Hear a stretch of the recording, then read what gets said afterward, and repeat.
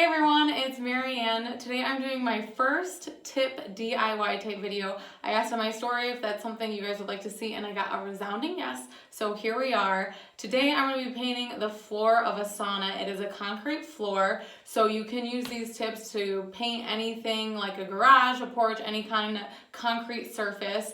And there's also going to be general painting tips in here as well. But I want to say first and foremost that I am a huge advocate of hiring professionals. I'm not a licensed contractor and I'm not a stager. So for bigger projects, for big things, you definitely want to hire a professional because they're the ones who are going to get the job done right and they're going to be able to do it quickly as well. For this case and for other cases, small things, the floor in here is already painted, so I'm really just giving it a refresh and making it look like a new fresh coat of paint. And a lot of times if you're listing your home or your home just has a few things that have been a little bit run down, it's definitely okay to do some of these things by yourself and do them yourself as long as you go into it knowing some tips and tricks and knowing what you're doing, because it's not a huge thing and it's not going to ruin anything if you kind of mess up on paint a little bit. So with that, let's get into it. Well, also side note, if you are thinking of listing your home, our stager is offering virtual staging, so she can give you tips and a list of concrete things that she would suggest that you do before you list your home that's going to max the price that you'll get for your home. So it's a really good opportunity right now if you're thinking of projects that you want to do, you don't know if it's going to benefit your house or not. Definitely get in touch with me and I'll get you in touch with her and we can get you a concrete list of her highly suggested things to do. All right, now let's get. What you want to do before you paint anything is clean, and you want to either sweep or dust first, because if you just start cleaning, you're just moving dirt around. So sweep first, then clean, then you want to sand, and then you do it over again. For today's purpose, we are going to be using a 1-part epoxy system. There are many different types of epoxy to use. The more higher end commercial grade is a 2-part epoxy system, but this is very entry level and easy to use. It's a 1-part epoxy system. If you have any type of glue, like for example, I had a basement where I epoxied. I actually used a 2-part system, but there was linoleum glue all over and we had to rent a concrete grinder and grind it all out. So if that's the case, you might want to hire someone. But for this case, since it already has this exact type of paint on it, we're just repainting over it. So it should be all good to go. If you have raw concrete, this would work also.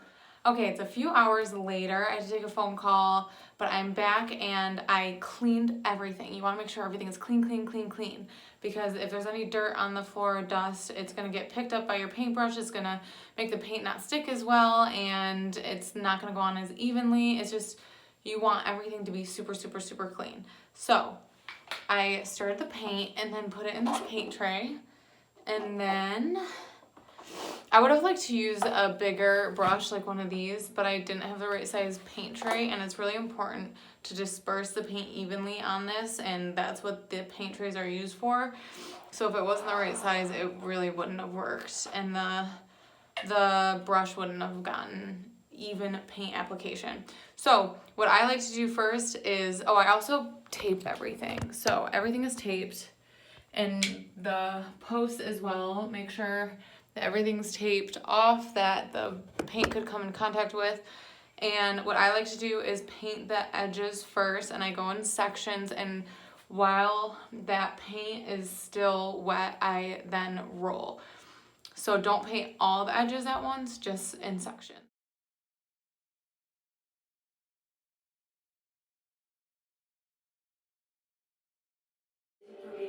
Okay, so I made a mistake. I should have worked from the back side front so that I could get out, but I was so focused on the video and recording the cutting that I didn't, so I'm now trapped in a circle.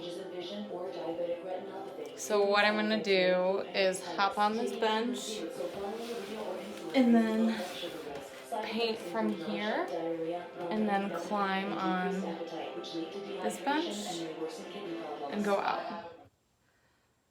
Okay, so I finished the first coat and climbed out of there, and just wanted to say that with epoxy you can use those speckles if you've ever been in a garage and seen the speckles on the floor, that is part of the epoxy process.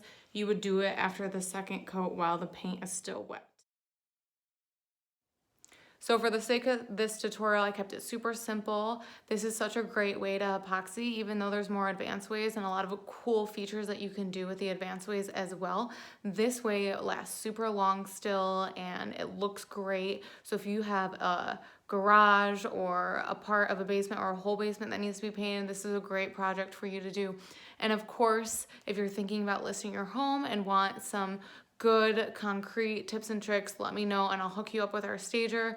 We have our stager come to all of our listings, so she's really great and really helpful and can help you hone in on what you really need to do during this time. And now is a great time to start doing that, even if you're not thinking of listing until later on in the year. But anyways, I hope everyone is staying safe and sane out there in this quarantine time, of course, as always. And if you need anything or have any questions from me, I'm always here. All right, bye.